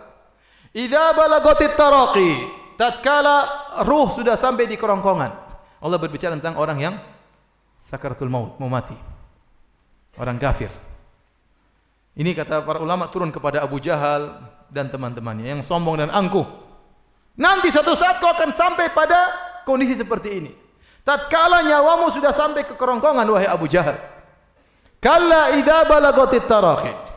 Tatkala ruh sudah sampai kepada kerongkongan, sudah mau keluar. Wa qila man raq, maka ditanyakan siapa yang akan menyembuhkan orang ini. Sudah enggak ada lagi tabib. Raqin di sini ada dua makna. Ada yang artinya raqin, artinya tabib yang meruqyah. Ini tafsiran pertama. Wa qila man raq, siapa yang bisa menyembuhkan orang ini? Siapa yang ahli ruqyah, tabib yang bisa menyembuhkan orang ini? Kalau Allah sudah mencabut nyawanya, tidak ada yang bisa menyelamatkannya. Apakah dia raja, apakah dia presiden, apakah dia menteri, apakah dia pejabat, apakah dia jenderal? Tidak bisa. Kalau sudah tiba saatnya nyawanya dicabut, wa qila man raq, siapa lagi yang bisa menyembuhkannya? Enggak ada. Apakah jabatanmu bisa menunda umurmu sedikit pun tidak? Apakah hartamu bisa menunda umurmu meskipun sedetik? Tidak. Kata Allah Subhanahu wa taala, tentang orang-orang kafir. Alladzi jama'a mala wa addadah, yang mengumpulkan hartanya dan menghitung-hitungnya. Yahsabu anna malahu akhlada, dia menyangka hartanya akan mengkekalkannya. Kalla, sekali-sekali tidak. Dia punya mobil sekian ratus, sekian ribu, punya tanah sekian ribu hektar, punya rumah berapa banyak pun tidak akan menambah umurnya meskipun sedetik. Wa qila man raq, siapa yang bisa menyembuhkannya? Ini tafsiran pertama. Tafsiran kedua, wa qila man raq, ini perkataan para malaikat. Waktu orang kafir ini akan meninggal dunia, nyawanya dicabut, nyawanya busuk, bau, menjijikkan. Malaikat tidak mau mengangkat mayat ini. Siapa? Ente saja. Sebenarnya mengatakan demikian. Malaikat diskusi. Ente aja yang bawa ke atas. Ini bau intinya. Wa qila man raq, siapa yang mau angkat ini ke atas sana? Malaikat tolak-tolakan. Karena saking busuknya ini ruh. Mungkin kita lihat dia dalam kondisi rapi, dipeti, kemudian dikasih parfum, tapi ruhnya busuk luar biasa. Ini perkara gaib, tidak ada yang lihat. Tidak ada yang tahu. Wa qila man raq.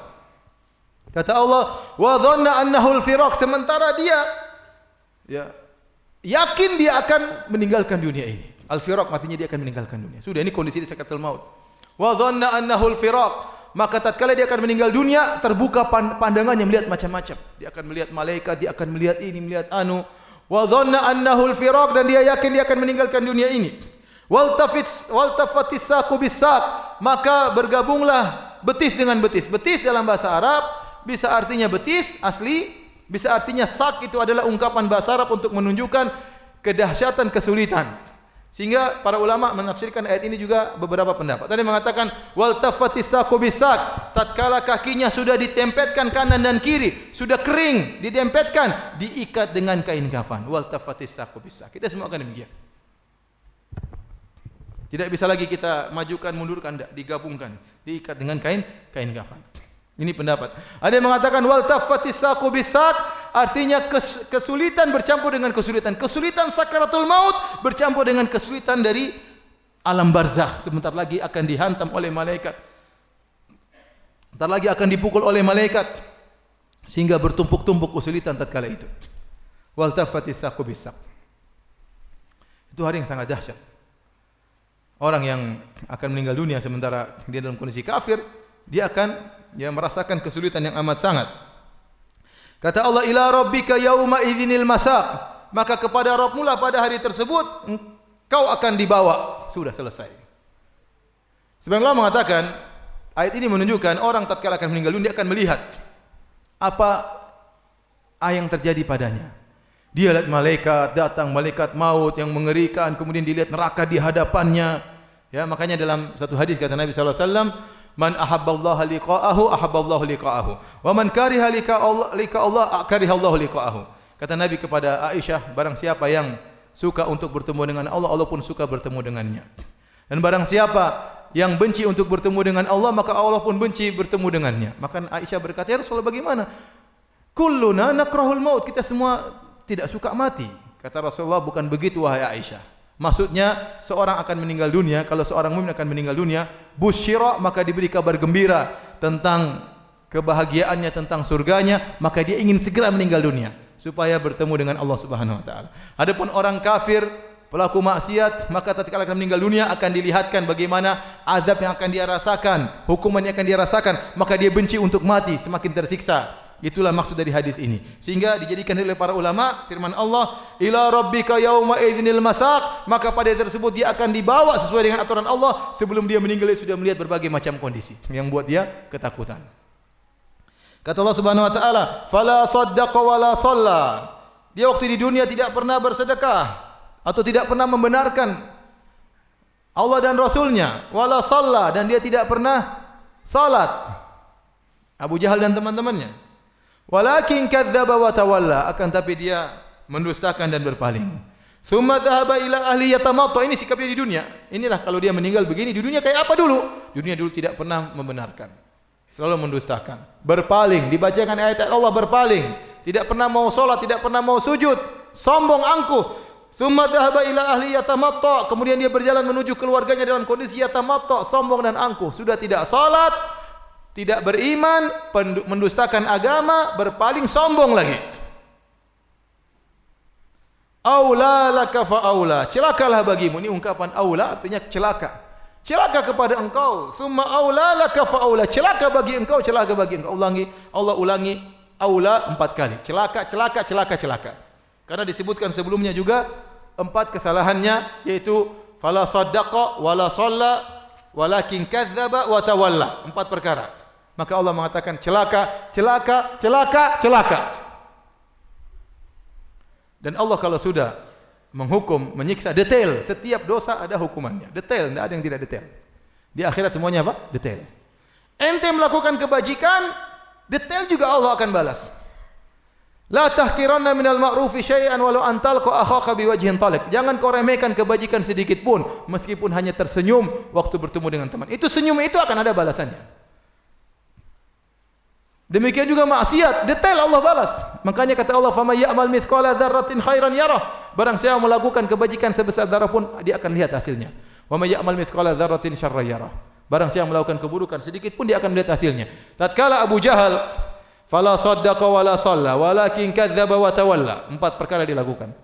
Dia tidak membenarkan, dia tidak salat, dia mendustakan, dia berpaling. Kata Allah, "Aula laka fa aula, thumma aula laka fa aula." Celaka engkau, celaka engkau, celaka engkau, celaka engkau. Kemudian di akhir surat kata Allah Subhanahu wa taala, "Ayahsabul insanu ayyutraka sudah." Apakah manusia menyangka dia akan diciptakan dan biarkan begitu saja? Ya, ini persangkaan yang tidak benar. Apakah Tuhan menciptakan kita kemudian dibiarkan begitu saja, tidak ada pertanggungjawaban? Yang zalim membunuh yang lemah, yang zalim menzalimi yang lemah. Yang satu menipu yang lainnya, yang satu dibunuh, yang satu dirampas hartanya, kemudian Allah biarkan begitu saja. Yang satu salat, satu enggak salat, satu setia kepada istrinya, satu berzina. Apakah semua dibiarkan begitu saja tanpa ada pertanggungjawaban? Ini tidak benar. Kalau ada seorang kepala perusahaan membiarkan pegawainya begitu hancur kacau balau, tidak ada pertanggungjawaban, ini pemilik perusahaan bahlul, paham? Bagaimana Allah Maha Pencipta kemudian menciptakan kita terus dibiarkan begitu saja, tidak ada pertanggungjawaban? Apa kalian menyangka kalau kalian mati dimasukkan dalam kubur selesai urusan? Bukan, itu awal permasalahan. Itu awal pertanggungjawaban. Ayahsabul insanu ayyutraka sudah. Apakah manusia menyangka dia akan dibiarkan begitu saja tanpa diperintah, tanpa dilarang, tanpa diberi hukuman, tanpa diberi ganjaran? Alam yakun nutfatan min maniyyin yumna? Bukankah dia dahulu adalah dari air mani yang terpancarkan? Ini air mani terpancarkan. Beda dengan air madi, beda dengan air wadi. Air mani keluar dengan terpancarkan disertai dengan ejakulasi. Itu air mani. Makanya Allah mengatakan min maniyyin yumna, air yang terpancarkan. Dari air yang hina, mimma imahin, air yang hina. Tsumma kana 'alaqatan fa khalaqa fa sawwa. Kemudian menjadi segumpal darah, lalu kami sempurnakan ciptaannya. Faja'ala minhu zawjaini dzakara wal untha. Lalu Allah jadikan dia berpasang-pasangan lelaki dan wanita. Itu semua Allah bikin, tidak ada pertanggungjawaban. Cuma main-main saja bikin begitu. Air mani jadi manusia, kemudian dikasih nikah, punya anak, kemudian dikasih harta, kemudian selesai. Ini Tuhan kayak apa seperti ini? Allah bilang, apakah seperti itu Tuhan? Alaysa dzalika biqadirin ala ayyuhil mauta? Bukankah yang menciptakan kalian dari awal sampai akhir mampu untuk membangkitkan kalian begitu sangat mudah? Selesailah surat Al-Qiyamah. Demikian saja para hadirin dan hadirat Allah Subhanahu wa taala. Kalau ada yang bertanya saya persilahkan. Wallahu taala alam bisawab. Kalau tidak ada alhamdulillah.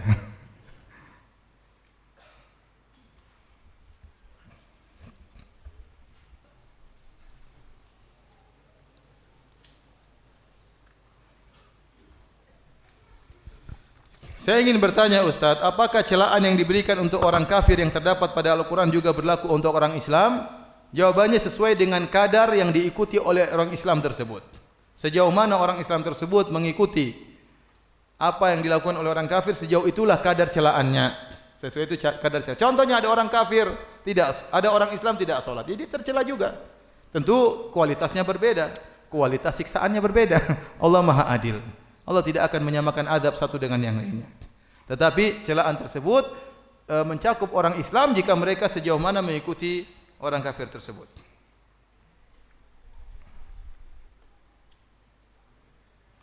Penjelasan dalam melihat Allah di surga, apakah kita melihat seluruhnya? Karena kita adalah makhluk yang kecil sedangkan Allah Maha besar. Tentu tidak bisa kita lihat Allah seluruhnya. Allah Maha besar, kita hanya bisa melihat ya sebagian, tidak bisa kita melihat seluruhnya. Makanya kata Allah Subhanahu wa taala, la tudrikul absar wa huwa yudrikul absar. Allah meliputi seluruh pandangan sementara pandangan manusia tidak bisa melihat Allah. Tidak mampu, kita sangat tidak bisa melihat Allah seluruhnya, ya. Karena Allah Maha besar, tapi kita bisa melihat Allah Subhanahu wa taala. Adapun di dunia kita enggak bisa lihat Allah. Kenapa? Karena mata kita enggak mampu. Makanya dalam hadis sahih Muslim kata Nabi sallallahu alaihi wasallam, "Ta'allamu annakum lan tarau rabbakum hatta tamutu." Ketahuilah kalian di dunia tidak bisa melihat Allah sampai kalian meninggal dunia. Sekarang dunia kita banyak enggak bisa lihat. Iblis kita bisa lihat enggak? Enggak bisa. Matahari kita enggak bisa lihat. Matahari kita enggak kuat. Mata kita enggak kuat.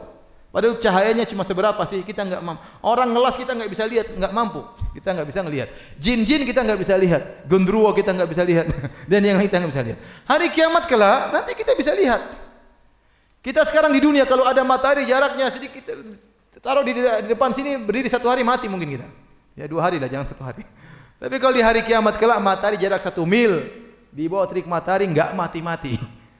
Kenapa? Karena memang diciptakan oleh Allah untuk hari yang tiada penghujungnya, namanya hari akhirat. Kenapa disebut hari akhirat? Karena hari tersebut tidak ada penghujungnya. Maka pada hari kiamat kelak, ya, orang kafir juga sama, mereka akan bisa melihat jin, bisa melihat iblis, bahkan mereka bakalan ngobrol sama iblis di neraka jahanam. Mereka bisa lihat malaikat, mereka ngobrol dengan malaikat. Demikian juga orang-orang penghuni surga juga akan dirubah cara pandang mereka, diberi kemampuan untuk melihat sehingga mereka di antaranya bisa melihat malaikat. Mereka juga bisa melihat apa? Allah Subhanahu wa taala.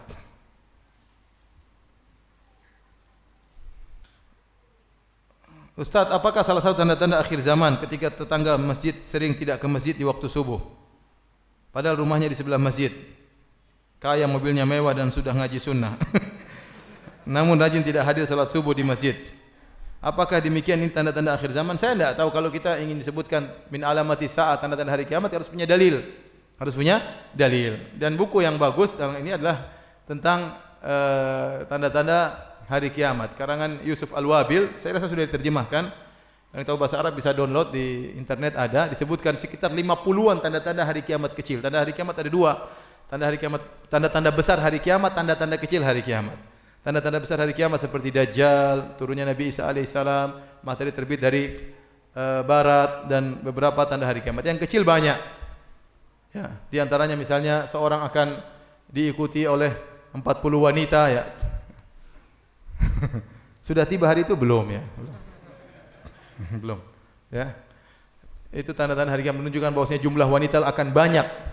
Populasi wanita akan bertambah luar biasa di menjelang hari kiamat. Sampai seorang bisa 50 kali lipat antara perempuan dengan apa? Laki-laki, ya. Tapi apakah ada tanda hari kiamat seperti ini? Saya tidak tahu, perlu dicek kembali. Saya tidak hafal 50 tersebut. Meskipun saya tidak ingat ada tanda seperti ini, tapi mungkin ada atau tidak perlu dicek kembali. Wallahu a'lam bishawab.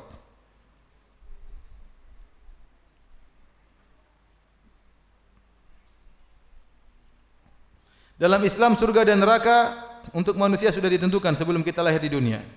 Saya kadang-kadang merasa kalau perbuatan adalah ahli neraka. Apakah memang dulu saya sudah ditakdirkan masuk neraka? Kenapa suudzon sama Allah Subhanahu wa taala? Kita enggak tahu ya. Betapa banyak orang bekas penjahat, itu tidak. Betapa banyak orang, saya punya kawan, bapaknya kafir. Waktu dia sakit, tidak mau beriman, tapi teman saya nemani sakit lama sekali, mungkin berbulan-bulan. Sebelum meninggal, la ilaha illallah. Coba. Ini buktinya berpuluhan tahun dalam kondisi kafir, tapi karena berkat doa anaknya, berdoa, bersabar, mendakwahinya, meninggal dalam kondisi apa? Islam. Contoh nyata, tukang sihir Fir'aun, puluhan tahun kerjanya sebagai profesinya tukang sihir, ya tidak? Profesinya tukang sihir, cari duit dengan apa? Berbuat syirik. Kemudian beriman di penghujung hayatnya, tidak sampai 1 hari. Beriman, dibunuh Fir'aun, masuk surga, selesai. Maka antum jangan bilang, jangan-jangan saya dicatat di Lauhil Mahfuz penghuni neraka. Kenapa ente tidak bikin kemungkinan kedua? Jangan-jangan saya dicatat penghuni apa? Surga. Yang jelas kita tidak tahu bagaimana nasib kita. Kalau seorang sudah tahu takdirnya, baru dia boleh berhujjah. Kalau saya bilang, kalau ente tahu di Lauhil Mahfuz nama ente sudah ada di neraka, mau ente baik pun percuma. Kalau ente sudah tahu nama ente Paijo bin Paimin Al-Semarangi, ente lihat Lauhul Mahfuz, nama saya benar, Paijo bin Paimin itu. Oh, Semarang benar saya. Di surga sudah ente maksiat apapun ente pasti masuk apa? Surga. Tapi siapa yang pernah lihat? Ya, siapa yang pernah lihat? Enggak ada yang pernah, itu rahasia Allah Subhanahu wa taala. Kenapa kita ditakdirkan dan kita tidak tahu takdirnya? Agar kalau ente beriman ente jangan sombong, ente enggak tahu bagaimana ujung ente. Kalau ente maksiat ente jangan putus asa, ente enggak tahu bagaimana ujung ente. Kalau ente terkena musibah jangan terlalu bersedih karena sudah ditakdirkan. Kalau ente dapat kenikmatan jangan sombong, itu maksudnya. Bukan untuk protes ya. Kalau saya sudah diterima, itu kita enggak tahu. Ngapain kita berdalil dengan sesuatu yang tidak kita ketahui. Sama, gampangannya gini. Ada orang kasih ente makan, ente lapar nih. Kasih makan. Kalau saya sudah dicatat Lauhul Mahfuz kenyang, enggak perlu makan pun saya kenyang. Ya, jangan makan kalau gitu. Berarti Lauhul Mahfuznya ente lapar, tahu enggak? Nah, kita ngapain berdalil dengan sesuatu yang tidak kita ketahui?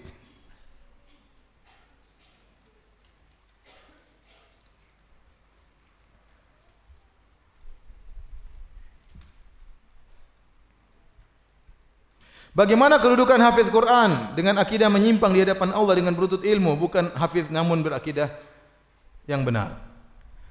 Al-Quran, ya, Khawarij juga mereka hafal Al-Quran. Khawarij mereka juga banyak menghafal apa? Al-Quran.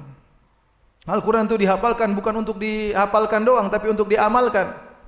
Betapa banyak orang hafal Al-Quran namun tidak mengamalkan. Bahkan sebagian orang-orang kafir mereka hafal sebagian surat-surat dalam Al-Quran. Jadi yang penting adalah bagaimana pengamalan Al-Quran, bukan menghafalnya. Menghafal itu sarana.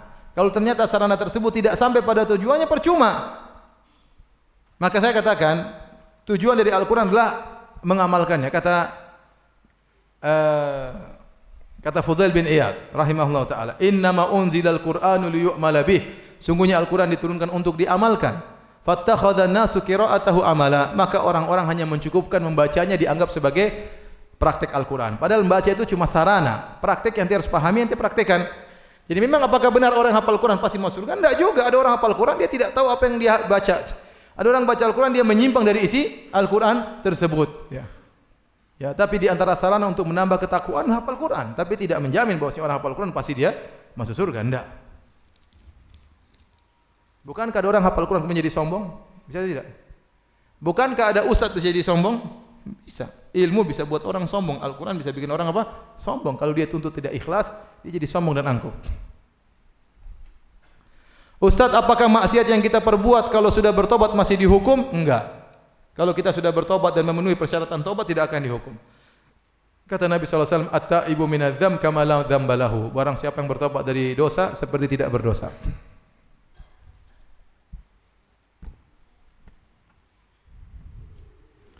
Ustaz, bagaimana nasib musisi yang bertobat di akhirat? Bagaimana cara tobatnya? Ya tobatnya tinggalkan itu musik-musik. Bertobat. Jangan goyang-goyang lagi. Jangan genjreng-genjreng lagi. Bertobat pada Allah Subhanahu wa taala. Musik itu diharamkan dengan ijma ulama. 4 mazhab semuanya mengharamkan. Di antara ulama yang sangat keras mengharamkan musik, ulama Syafi'iyah. Suruh orang-orang yang mengatakan musik itu halal, buka buku-buku mazhab Syafi'i. Semuanya pasti bilang musik itu apa? Haram. Nah, sebagian orang kalau sudah bicara musik kita bilang kita harus bermadzhab Syafi'i, sudah bicara musik mazhabnya dia buang, enggak pakai mazhab Syafi'i lagi. Ya, enggak benar. 4 mazhab, mazhab Abu Hanifah, mazhab Maliki, mazhab Syafi'i, mazhab Hambali, semuanya mengharamkan musik. Dan musik itu benar-benar melelehkan. Seandainya tidak ada dalil mengharamkan musik, kita pun tahu mudaratnya besar. Ya tidak. Seandainya tidak ada dalil mengharamkan musik, saya bilang musik tetap haram. Kenapa? Mudaratnya besar. Betapa banyak orang main musik, lalai, tidak nikmat baca Al-Quran, tidak bisa menangis baca Al-Quran. Kemudian main musik, akhirnya perempuan zina dan macam-macam. Ini temannya para pemusik. Apakah musik mendatangkan kebahagiaan? Jawabannya tidak. Kalau musik mendatangkan kebahagiaan, harusnya para pemusik adalah orang yang paling bahagia. Ternyata di antara mereka ada yang morfin, di antara mereka ada yang berzina, rumah tangganya rusak, di antara mereka yang bunuh diri. Ya, ente ingin bahagia, baca Al-Quran. Baca Al-Quran. Betapa banyak mereka menampakkan diri mereka seakan-akan berbahagia, ternyata mereka tidak bahagia. Ente lihat saja nasib-nasib mereka, lihat. Kenyataan yang ente lihat, bisa lihat. Apakah mereka bagus? Mungkin ada 1-2, tapi Islam dibangun di atas hukum ghalib. Biasanya bagaimana? Yang nadir, yang jarang tidak dijadikan sebagai landasan hukum. Kalaupun tidak ada dalil yang mengharamkan musik, saya bilang haram. Apalagi ada dalil yang mengharamkan apa? Musik. Apalagi ijma ulama mengharamkan musik. Benar-benar melalaikan ya.